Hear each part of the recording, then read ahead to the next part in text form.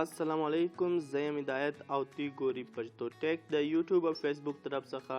په یوټیوب باندې که تی چې زموږ چینل سبسکرایب کړی نه نو چینل سبسکرایب کړئ ترڅو تی له هره نوې ویډیو درځي، او پر فیسبوک باندې زموږ پیج هم لایک کړئ.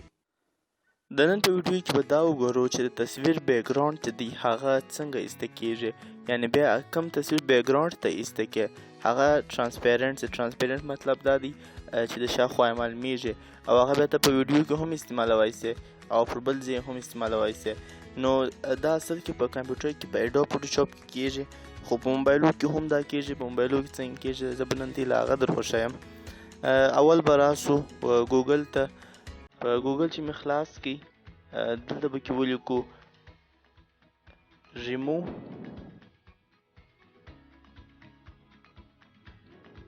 بي جي.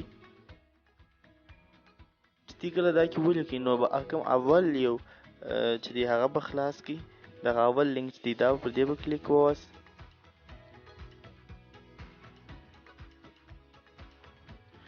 د هغه بعد به دلته خپل یو ایمیج چې دی هغه اپلوډ کړئ.